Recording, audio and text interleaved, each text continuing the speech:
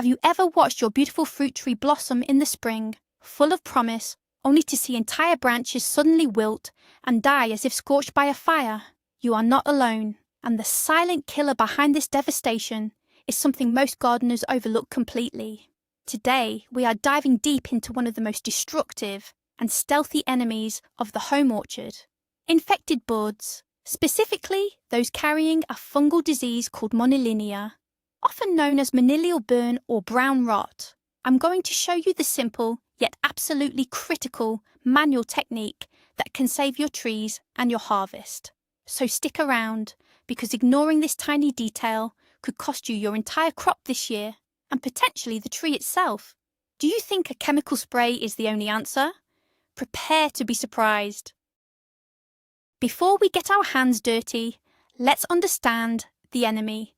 Monilinia is a group of fungi that are the bane of stone fruit growers. We're talking about your cherished apricots, peaches, plums, and cherries. The disease has a clever two-part attack. The first phase, which we're focusing on today, is called blossom blight, or monilial burn.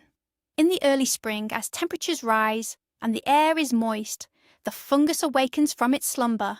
It overwinters in infected twigs, old, mummified fruit left on the tree, and, crucially, in infected buds that failed to open last year. As your healthy new flower buds begin to open, the fungus releases a cloud of microscopic spores. These spores land on the delicate, open blossoms, and that's where the infection begins. The fungus rapidly kills the flower, and then travels down the flower stalk, into the twig, and from there into the main branch, killing plant tissue as it goes. This is why you see that sudden, scorched look. It's a systemic invasion that starts with a single tiny flower. So, our first and most critical task is learning to identify these ticking time bombs. What exactly does an infected bud look like? You need to become a detective in your own garden. Get up close to your trees, especially on a dry day when the details are clear. A healthy, viable bud will look plump, full of life, and will have a smooth, often slightly fuzzy, outer casing. Its colour will be consistent with the other healthy buds on the tree, maybe a light brown or grey. An infected bud, however, is a stark contrast. It looks mummified. It will be visibly shriveled, dry, and often a much darker, almost blackish brown colour. It appears weak and brittle, as if it has been completely dehydrated. Often, you will see a cluster of these dead buds that failed to open in the previous season, stuck tightly to the twig. Sometimes, the twig or small branch immediately surrounding the bud will also look discoloured or sunken, a clear sign the infection has already started to spread. Don't confuse this with simple frost damage, which can make buds look dark, but usually affects many buds in an exposed area at once. A monilinia infected bud is a localised shrivelled source of disease, a tiny potent grenade of fungal spores waiting for the right spring conditions to explode.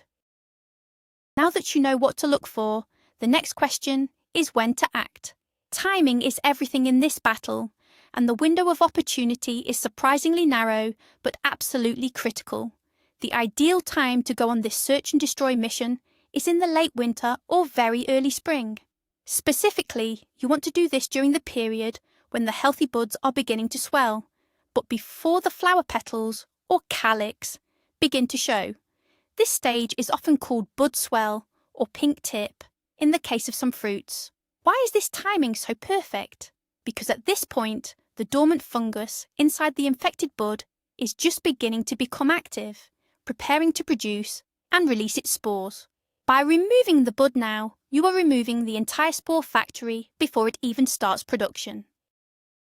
If you wait too long until the flowers are open, the spores will have already been released by the wind and rain, infecting the new blossoms, and you will be playing defence instead of offence. And if you do it too early in the winter, it can be harder to distinguish the truly dead buds from those that are just dormant. So watch your trees closely as the season changes. As soon as you see those healthy buds begin to fatten up, that is your signal to grab your gloves and begin your inspection. Acting within this specific time frame is the single most effective way to break the disease cycle. Let's talk about the actual process of removal. This is where simplicity meets effectiveness. For the vast majority of these infected buds, you won't need any special tools at all. Your own two hands are the best instruments for the job. The technique is straightforward. You want to firmly grasp the shriveled, dead bud between your thumb and forefinger and simply snap it off the branch. It should come off with a clean break because the tissue is already dead. The goal is to remove the entire bud structure without peeling the bark or causing unnecessary damage to the healthy wood of the twig it's attached to. Be methodical. Start at one point on the tree and work your way around, inspecting every single branch and twig. Look high, look low, and look in the dense, interior parts of the tree where air circulation might be poor, as these are prime locations for fungal growth. If a small twig is covered in multiple dead buds and looks completely shriveled itself, it's often best to prune that entire small twig off right back to a healthy, larger branch. For buds that are just out of reach, a small pair of snips or pruners can be used to nip them off, but the principle is the same. The key here is thoroughness. Missing even a handful of these infected buds can be enough to start a significant outbreak once the weather warms up. What happens if you choose to do nothing? It is tempting to think that such a small, dead bud couldn't possibly cause that much harm. This is a catastrophic mistake. Let's trace the path of destruction. When that infected bud releases its spores, they land on a nearby open flower. The fungus germinates and quickly kills the blossom, which will turn brown and wilt. But it doesn't stop there. The fungal hyphae, which are like the roots of the fungus, grow down through the flower stem and into the twig. Once in the twig, the fungus spreads, killing the vascular tissue, the tree's circulatory system. This is what causes the burn effect, where leaves and shoots beyond the infection point suddenly collapse and die, turning a dark brown or black, yet remaining attached to the branch. This creates a shepherd's crook appearance on the dead shoot. As the fungus continues its march, it moves from the small twig into a larger structural branch. Here it forms a canker, which is a sunken dead area of bark. This canker girdles the branch, cutting off the flow of water and nutrients to everything beyond it, effectively killing the entire limb. In a severe infection, multiple cankers can form on the main trunk, which can ultimately kill the entire tree over a couple of seasons. All of this chaos, this widespread death and destruction, begins with that one tiny, overlooked, infected bud. Now let's address a very common myth that holds many gardeners back. Many people believe that a few preventative fungicide sprays in the spring are all they need to control diseases like brown rot. They think, I'll just spray the tree and everything will be fine. While fungicides certainly have their place, especially in commercial orchards or areas with very high disease pressure, relying on them alone is a flawed strategy, especially for the home gardener. Think of it this way, spraying is like trying to catch rain in a bucket, while removing the infected buds is like turning off the storm cloud itself. Fungicides work primarily by creating a protective barrier on the surface of the plant tissue, preventing spores from germinating.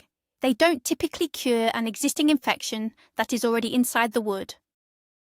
Furthermore, for a spray to be effective, it requires perfect timing and complete coverage, which is very difficult to achieve on a large, complex tree.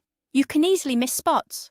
By physically removing the infected buds, you are eliminating the primary source of the inoculum, the source of the spores. You are removing the disease from the garden entirely. This is a cornerstone of a practice called Integrated Pest Management, or IPM, and it is by far the most effective, economical, and environmentally friendly first line of defense. Sprays are a supplement, but physical sanitation, the removal of the disease source, is the foundation of a healthy orchard. While your hands are the primary tool, a few other items can make the job more effective and safer for your trees. The most important companion to your hands is a good pair of gardening gloves. This isn't just for keeping your hands clean. It's about sanitation. If you are working on a tree that you know had a bad infection last year, and then you move to a young, healthy tree, you could potentially transfer spores on your skin. While the risk is small at this stage, it's a good habit to practice. The second critical tool is a bucket or a sturdy bag. You need a dedicated container to place all the infected material you remove. Never, ever, just pull the buds off and let them fall to the ground beneath the tree. This completely defeats the purpose of the removal, as the fungus can still produce spores from the ground level, which can then splash up onto the tree during a rainstorm. For higher branches that are out of reach, a simple pole pruner or even a sturdy stick to knock the dead buds into your collection bag can be useful. The most crucial part of your toolkit, however, is a solution for sanitizing your tools if you do have to make any cuts. A simple solution of 1 part bleach to 9 parts water, or even just a spray bottle of rubbing alcohol, is essential. After you finish with one tree, and before you move to the next, give your pruners a quick wipe down to prevent cross-contamination. This simple step can prevent you from accidentally spreading disease from one tree to another. The job is not finished once the buds are off the tree. In fact, the final step is one of the most important: proper disposal. What you do with the infected material you've collected is just as critical as removing it in the first place. The absolute worst thing you can do is to toss this material into your compost pile. A standard home compost pile rarely reaches temperatures high and consistent enough to reliably kill fungal pathogens like Monilinia. By adding this material to your compost, you're essentially creating a future source of disease that you will then spread all over your garden when you use the finished compost. It's a recipe for disaster. So what are the safe options? The best method, if you are legally able to do so in your area, is to burn the material. Fire is a guaranteed way to destroy the pathogens completely. If burning is not an option, the next best choice is to bag the material securely in a heavy-duty plastic bag, tie it up tightly, and dispose of it in your household trash that is destined for a landfill. Some municipal green waste programs use high-temperature commercial composting that can neutralize pathogens, but you should check your local guidelines before relying on this. The guiding principle is to get the disease source completely off your property. Do not leave it in a brush pile. Do not bury it in a shallow hole, and do not compost it. Remove it permanently. This final act of sanitation ensures your hard work pays off. It's important to understand that removing infected buds is not a standalone magic bullet solution. It is one piece, albeit a very large and important piece, of a larger holistic strategy for orchard health. Think of it as part of an annual cycle of care. This practice works in concert with other essential tasks. For example, proper winter pruning is a key partner in this fight. By pruning your trees to have an open, vise-like structure, you dramatically increase airflow through the canopy. Fungi thrive in still damp conditions. When the wind can move freely through the branches, it dries the leaves and blossoms more quickly after rain, making it much harder for fungal spores to germinate. Pruning also involves removing any branches that already show signs of cankers or dieback from previous infections. Another complementary practice is a dormant season spray. Applying horticultural oil or a copper-based fungicide during the tree's dormancy can help to smother overwintering fungal spores and insect eggs that are hiding in the cracks and crevices of the bark. When you combine these practices, sanitation through bud removal, structure through pruning, and protection through dormant sprays, you create multiple layers of defense that make your trees far more resilient to disease outbreaks. It's a comprehensive approach that yields much better results than relying on any single technique. Let's focus on some of the most common victims to help you sharpen your diagnostic skills. Apricot trees are notoriously susceptible to monilial burn. On an apricot, the infected buds from last season will look exceptionally dark, almost charcoal-coloured, and will be tightly plastered against the light grey or brownish bark of the twigs. Because apricots bloom so early, they are often exposed to the cool, wet weather that this fungus loves, making your pre-season inspection absolutely non-negotiable. If you have an apricot tree, you must perform this task every single year without fail. Sweet and sour cherry trees are another prime target. The signs are very similar: small, shriveled, dark buds. Often on cherry trees, you'll see a condition called gummosis, which is the oozing of a sticky, amber-coloured sap from cankers or infected areas. If you see a dead bud cluster with gummosis nearby, that is a 5-alarm fire. That entire section of the branch is heavily infected and likely needs to be pruned out completely, cutting well back into healthy wood. On peaches and nectarines, the infected buds might be slightly less conspicuous against their fuzzier, greyer twigs, so you need to look even more closely. Pay special attention to any areas where fruit was left to rot on the tree the previous year, as the nearby twigs and buds are at a much higher risk of being infected. Each type of tree has its own subtle tells, and learning them is part of becoming a truly effective gardener. There is a psychological barrier that many gardeners face when performing this task, and it is important to acknowledge and overcome it. As you stand in front of your tree, you might feel a deep reluctance to remove anything that looks like a bud. Our instinct is to protect every potential flower, every potential fruit. It can feel destructive and counterintuitive to be plucking them off, even if they look dead. You might think to yourself, what if I'm wrong? What if this bud is just slow to wake up and would have produced a flower? This hesitation is understandable, but it is a misplaced concern. The visual difference between a healthy, swelling bud and a shriveled, mummified, monilinia infected bud is stark and unmistakable once you have seen it a few times. Trust your judgment. Remind yourself what you are actually doing. You are not just removing a single dead bud, you are performing a surgical strike to remove a cancerous growth before it can spread and kill the entire limb or the whole organism. You are sacrificing the ghost of a single, non-viable flower in order to save hundreds of future, healthy flowers and fruits. It is a necessary act of horticultural triage. Pushing past this initial hesitation is a key step in shifting from a passive gardener to a proactive orchard manager who is truly in partnership with their trees. Let's consider the long-term benefits of integrating this practice into your yearly routine. This isn't just about saving this year's crop. It's an investment in the cumulative health and longevity of your trees.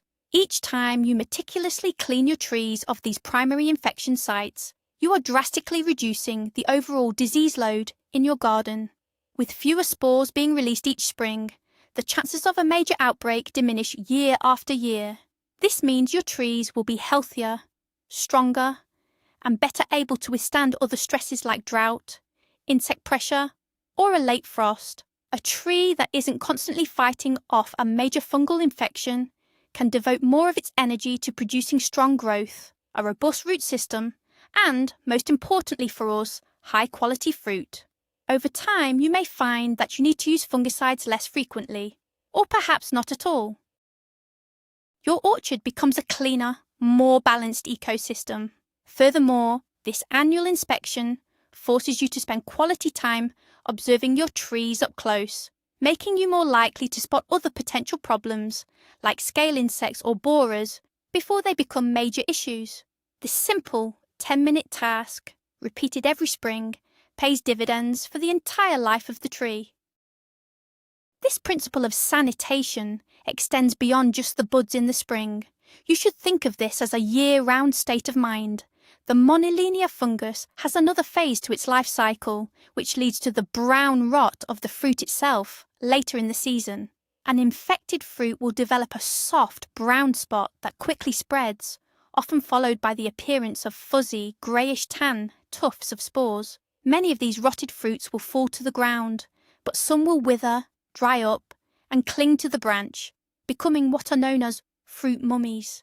These mummies are just like the infected buds packed with dormant fungus that will reactivate the following spring. Therefore, your vigilance must continue. During the summer, immediately remove and destroy any fruit that shows signs of brown rot. Do not let it sit on the tree or on the ground. Then, in the late fall or winter, after all the leaves have dropped, do a final thorough inspection of your trees and remove any of these dried, mummified fruits. They can be surprisingly tenacious, clinging tightly to the branch. This fall cleanup is the bookend to your spring bud removal. By tackling both the infected buds and the fruit mummies, you are attacking the fungus at the two primary points where it overwinters, leaving it with very little chance to mount a successful attack in the new season. It's worth noting how this manual technique fits into the broader context of organic gardening. For those who wish to avoid synthetic chemicals, sanitation is not just an option. It is the absolute cornerstone of disease management.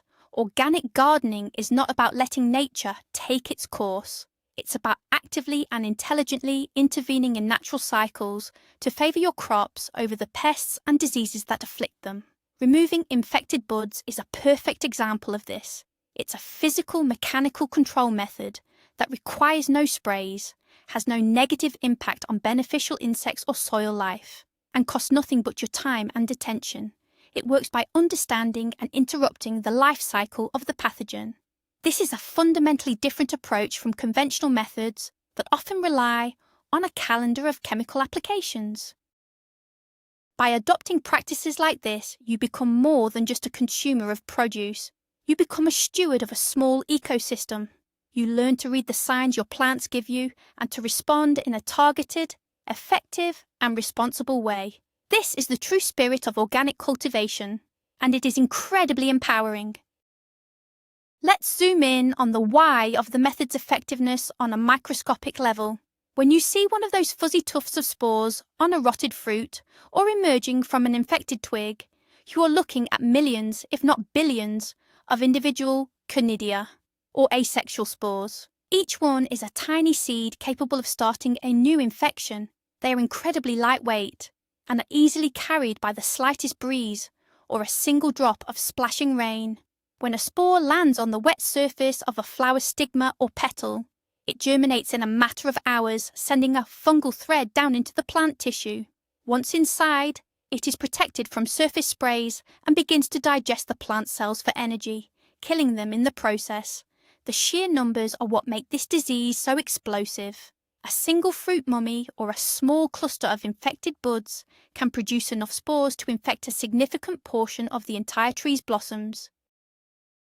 This is why a little bit of disease can quickly turn into a total crop loss. By physically removing the source, you are not just removing one infection, you're preventing the creation and spread of billions of potential new infections. It is the ultimate form of preventative medicine for your trees. You might be wondering if some trees are more resistant than others. The answer is yes, but resistance is a relative term. While some varieties of peaches or plums may be listed as more resistant to brown rot, no stone fruit tree is completely immune.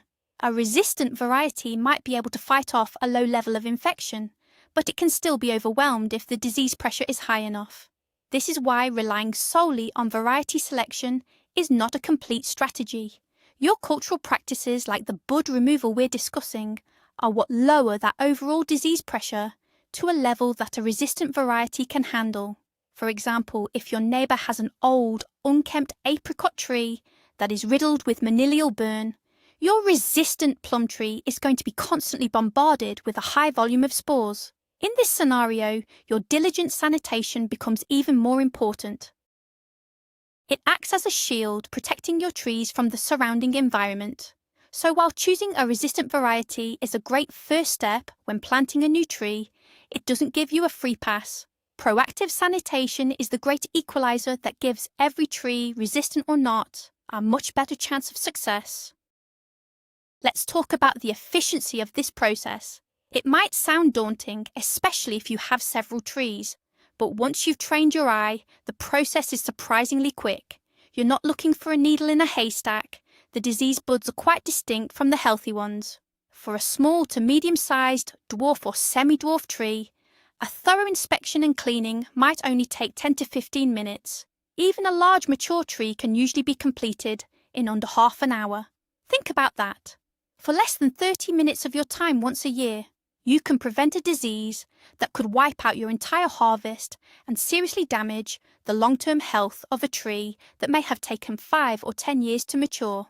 When you weigh the small investment of time against the potentially devastating losses, the return on investment is enormous. It's arguably one of the highest impact, lowest effort tasks in the entire gardening calendar. So put on a podcast or some music. Enjoy the crisp spring air and think of it as a meditative and highly productive start to the growing season. It's a small ritual that pays huge dividends. It is also crucial to differentiate this disease from another common issue that can look superficially similar: fire blight. Fire blight is a bacterial infection, not fungal, and it primarily affects plum fruits like apples, pears, and quince, not stone fruits. While fire blight also causes a scorched appearance and shepherd's crook dieback, the initial infection route and management are different. Fire blight bacteria also enter through blossoms, but the resulting ooze is typically milky or amber-coloured and bacterial, not fuzzy and fungal. The key takeaway is to know your enemy and know your tree. If you are seeing dieback on an apple or pear tree, you are likely dealing with fire blight, which requires a different pruning and management strategy, often involving cutting much further back into the branch. If you are seeing the issue on an apricot or cherry tree, it is almost certainly monilial burn. Correctly identifying the pathogen is the first step to successful treatment. Applying a fire blight strategy to a monilinia problem, or vice versa, will be ineffective. So remember the simple rule: pome fruits get fire blight, stone fruits get monilial burn. Knowing this distinction is vital for effective garden management. This practice is also a fantastic learning opportunity. As you carefully inspect each branch, you start to build a more intimate relationship with your trees. You learn their individual growth habits. You notice where they are most vigorous and where they might be struggling. You'll see the fat, robust fruit buds and the smaller pointed leaf buds. You'll find the scars from last year's pruning cuts and see how they've healed. You'll spot the first signs of aphids or other pests. This close observation turns you from a passive owner into an engaged caretaker. You begin to anticipate the tree's needs and understand its language. This deeper connection is one of the great joys of gardening. It's a level of understanding that you can't get from just walking past your trees on the way to the mailbox. This focused, hands-on task forces you to slow down and pay attention, and the lessons you learn during this simple chore will make you a better gardener in all other aspects of your work. It's a quiet, focused activity that connects you directly to the life cycle of your orchard. Consider the impact of weather. The severity of a monilial burn outbreak is hugely dependent on the weather conditions during bloom. The ideal conditions for the fungus are prolonged periods of mild, wet, and overcast weather. If your region experiences a spring that is consistently rainy and cool while your trees are flowering, the risk of a severe outbreak is extremely high. In these conditions, the spores have ample moisture to germinate, and the flowers stay wet for extended periods, giving the fungus a large window of time to infect them. Conversely, if you have a spring that is warm, dry, and sunny during bloom, you may see very little disease, even if there was a source of infection present. However, you can never predict the weather. You cannot garden based on the hope of a dry spring. Your sanitation practices are your insurance policy. By removing the infected buds, you are minimizing your risk, regardless of what the weather decides to do. You are taking control of the one variable that you can, the presence of the pathogen in your garden. This proactive stance ensures that you are prepared for the worst-case weather scenario and gives your trees a fighting chance, no matter what the spring brings. Finally, let's tie this all together. Think of your orchard as a community. The health of one tree directly impacts the health of all the others. A single, neglected tree that is heavily infected with monilinia can act as a typhoid Mary, producing billions of spores that can then drift on the wind to infect all the other healthy trees in your yard and even in your neighbours' yards. This is why a community-wide effort can be so effective. If you and your neighbours all practice good sanitation, the overall disease pressure in the area drops dramatically, benefiting everyone. But at the very least, you must be the steward of your own property by diligently carrying out this simple but vital task of removing infected buds. You are not just protecting a single tree or a single harvest. You are breaking a critical link in the chain of infection. You are stopping an epidemic before it has a chance to begin. You are promoting the health of your entire garden ecosystem and ensuring that your fruit trees can thrive and be productive for many, many years to come. It is a small act with a powerful and lasting impact. So, there you have it. The secret weapon against one of the most devastating fruit tree diseases isn't a complicated chemical or an expensive piece of equipment. It's you. It's your eyes, your hands, and your willingness to spend a few minutes in the early spring performing this critical surgical strike. By identifying and removing those shriveled, infected buds, you are not just pruning. You are removing the disease's entire command center before it can launch its attack. This single, simple act breaks the life cycle of the Monilial burn fungus and is the absolute difference between a tree that succumbs to dieback and one that provides a beautiful, bountiful harvest. It is the foundation upon which all other disease management strategies are built. Thank you so much for watching. If you found this tip helpful and it's going to change how you approach your orchard this spring, please give this video a thumbs up and be sure to subscribe for more no-nonsense gardening advice that actually works. We want to help you become a more confident and successful gardener. And now, I really want to hear from you. Have you ever battled brown rot or Monilial burn in your garden? What has been your biggest challenge with your fruit trees? Share your stories and questions in the comments below. Let's learn from each other.